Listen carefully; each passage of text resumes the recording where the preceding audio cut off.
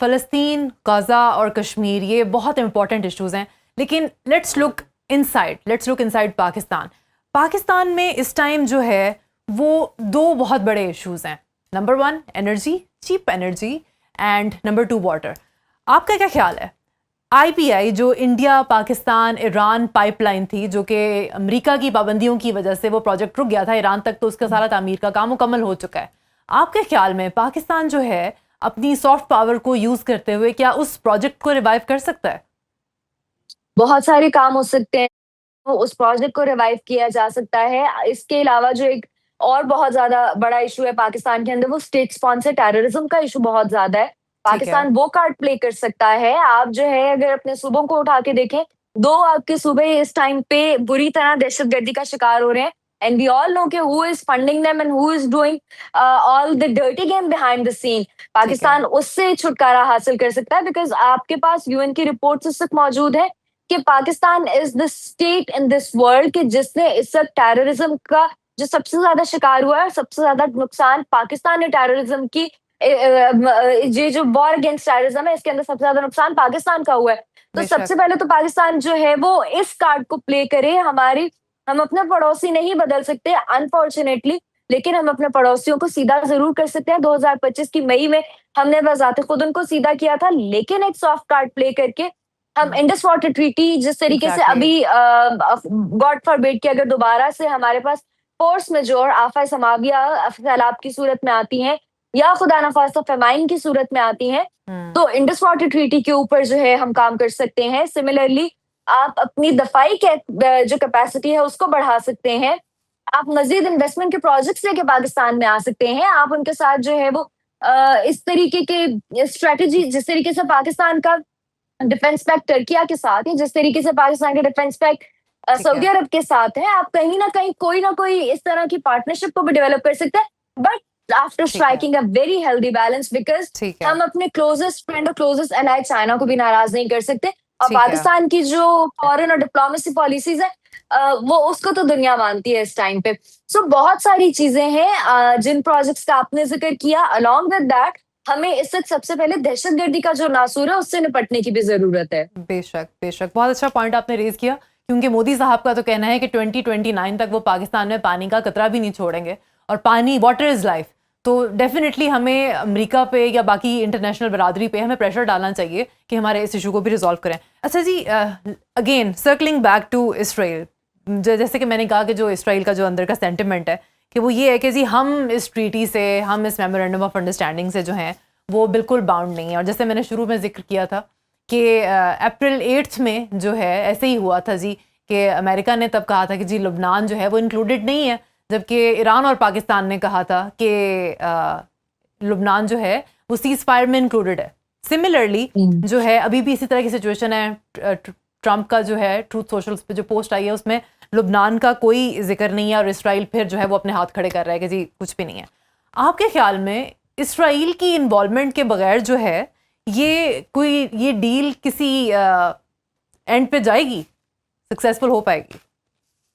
Israel की involvement हमें वो कहते हैं ना कि डायरेक्टली तो नजर नहीं आएगी। हम्म। हाँ, लेकिन इनडायरेक्टली इसराइल की बहुत बड़ी इन्वॉल्वमेंट है कि जिस तरीके से हमने देखा कि वो एक पूरा थिएटर लगा हुआ था। अभी ये नहीं आ रहे, अभी वो नहीं आ रहे, अभी वो नहीं आ रहे, अभी इन पॉइंट्स पे बात नहीं हो रही, वहां पे इतना लंबा सफर करके जाने की जरूरत नहीं है, आप हमें पॉइंट्स अपने भिजवा दीजिए। अनडाउटेडली कि इसराइल की इन्वॉल्वमेंट हमें नजर आई, लेकिन बैकडोर डिप्लोमेसी चैनल्स ने भी अपना काम भरपूर तरीके से किया है। Pakistan and Israel are two states के जो कभी भी एक टेबल पे नहीं बैठेंगे।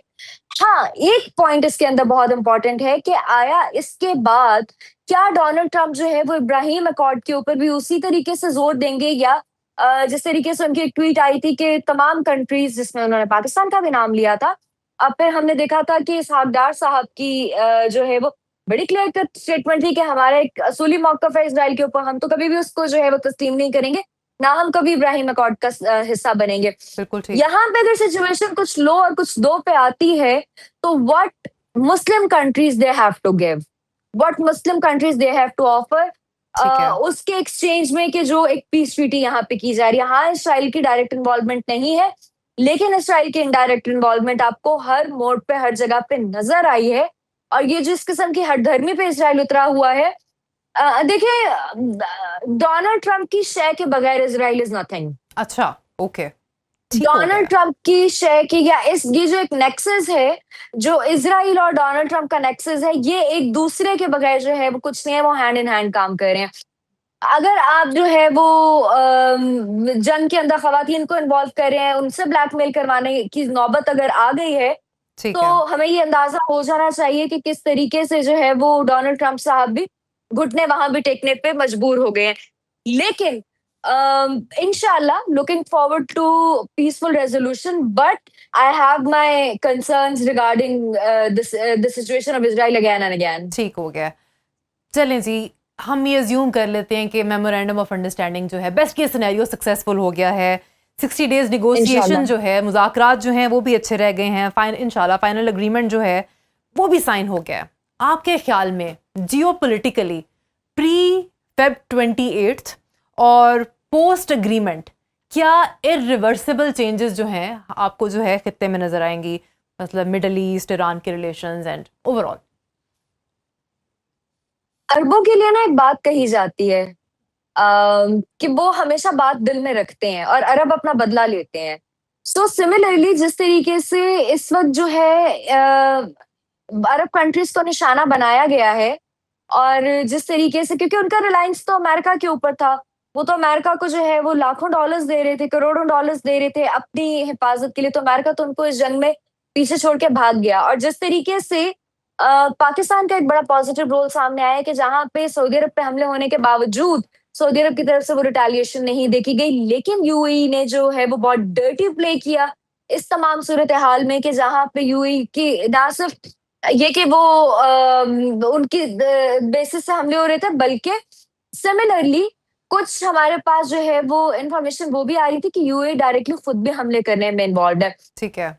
मुझे लगता है कि इस टाइम पे जो इत्तेहाद पहले इस्लामी ममालिक में नहीं था, प्री 28 फरवरी 2026, जो एक डिवीजन की कंडीशन हमें नजर आई थी, या एक डेड रोल नजर आया था ओआईसी का, अब उसके ऊपर हमारे तमाम इस्लामी ममालिक को सोचने की जरूरत है। बिल्कुल ठीक है। तमाम इस्लामी ममालिक को जो है एक मुस्लिम नेटो बनाने की जरूरत है, क्योंकि आप ठीक है। ये देखिए कि जहां पे डिवाइड एंड रूल वाली सिचुएशन हुई है, चाहे वो गजा का मामला हो, कश्मीर का मामला हो, लेबनान का मामला हो, ईरान का मामला, so it's always a Muslim country.